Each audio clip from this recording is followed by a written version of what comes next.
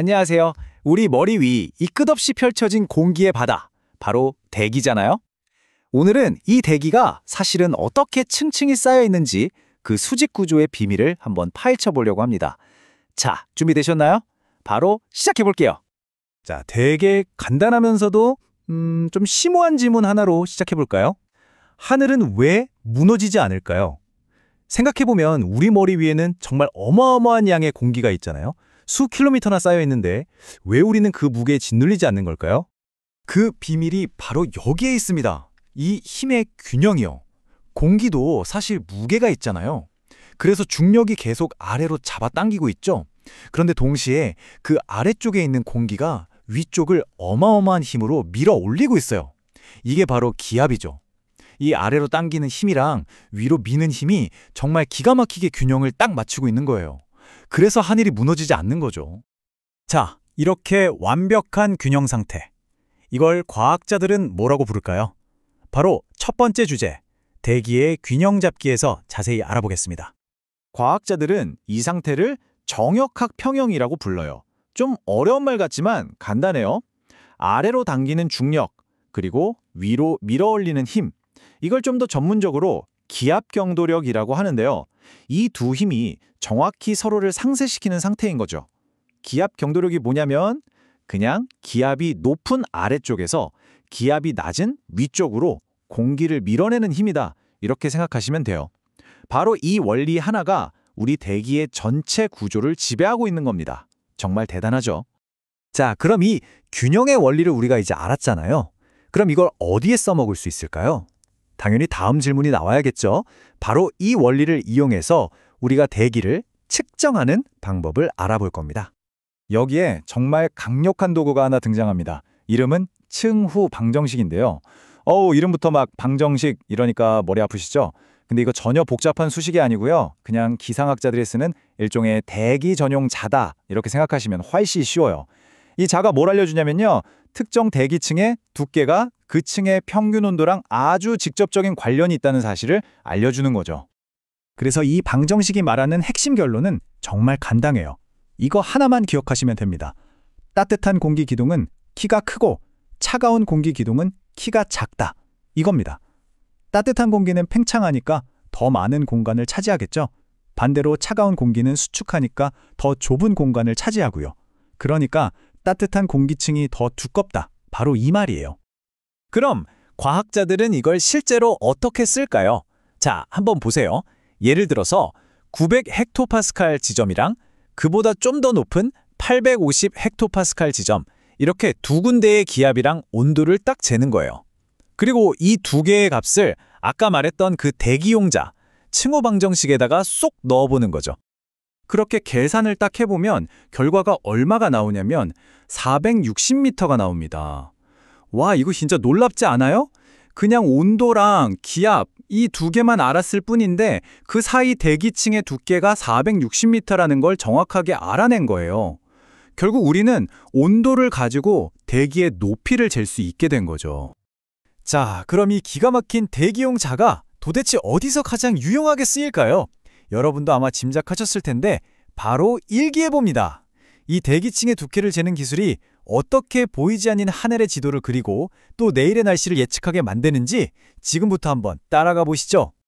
자, 바로 이겁니다. 이게 정말 중요한데요. 지금 보시는 이 지도는 우리가 보통 생각하는 그런 땅의 지도가 아니에요. 이건 바로 하늘의 지도. 구체적으로는 500 헥토파스칼 고도의 상층 일기도라는 겁니다. 기상학자들은 바로 이 지도를 보면서 우리 머리 위 아주 높은 곳에서 지금 무슨 일이 벌어지고 있는지를 한눈에 파악하는 거죠. 이 지도를 제대로 읽으려면 지오포텐셜 고도라는 개념을 알아야 하는데요. 또 어려운 말 나왔죠? 근데 별거 아니에요. 그냥 500 헥토파스칼이라는 특정 기압을 만나려면 몇 미터나 올라가야 할까를 나타내는 높이값이에요. 그러니까 이 지도는 뭐랄까? 보이지 않는 하늘의 산과 계곡을 그려놓은 등고선 지도 같은 거예요. 어디가 기압의 언덕이고 어디가 기압의 계곡인지를 보여주는 거죠. 자, 이 그림을 보시면 이제 감이 확 오실 겁니다. 여기 지오포텐셜 고도가 높은 곳 있죠? 이걸 기압마루라고 하는데 아까 말했듯이 따뜻한 공기 기둥이 높게 솟아있는 곳이에요. 이런 곳은 공기가 안정적이라서 보통 날씨가 맑아요. 반대로 고도가 낮은 기압골은 차갑고 무거운 공기가 푹 꺼져 있는 곳이거든요. 여기서는 공기가 불안정해져서 구름도 잘 생기고 날씨가 굳어지는 경우가 아주 많습니다. 물론 지금까지 이야기한 건 원리고요. 실제 대기는 이것보다 훨씬 더 복잡하고 변덕스럽죠. 그래서 과학자들은 항공이나 연구처럼 특정 목적을 위해서 이 복잡한 대기를 좀 더 다루기 쉽게 단순화한 모델이라는 걸 사용합니다. 대표적인 모델이 두 가지가 있는데요. 한번 비교해 볼까요? 첫 번째는 등 온대기 모델. 이건 이름 그대로 온도가 같다, 즉 고도가 아무리 높아져도 온도는 똑같다고 가정하는 아주 심플한 모델이에요. 간단하긴 한데 현실과는 좀 차이가 크겠죠? 그래서 훨씬 더 현실적인 모델이 바로 등갑률 떼기 모델입니다. 이건 고도가 높아질수록 온도가 일정한 비율로 쭉 감소한다고 가정하는 건데 이게 실제 우리 대륙권의 특징이랑 아주 비슷해요. 그리고 이 모든 모델들 중에서 뭐랄까 전 세계적인 표준, 글로벌 스탠다드가 있습니다. 바로 표준대기라는 건데요. 국제민간항공기구 IACO에서 딱 정해놓은 거예요. 지구 대기의 평균적인 모습은 이렇다 하고 전 세계가 약속한 기준인 거죠. 그래서 항공이나 공학 같은 분야에서는 전부 이 모델을 기준으로 삼습니다. 자, 이 표에 그 표준의 핵심 값들이 나와 있습니다.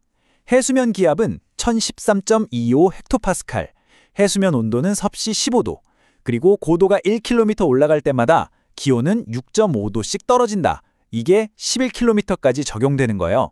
지금 이 순간에도 하늘을 나는 전 세계의 모든 항공기들은 바로 이 표준 대기를 기준으로 자신의 고도를 측정하고 있는 겁니다. 아주 중요하겠죠? 자, 이제 거의 다 왔습니다.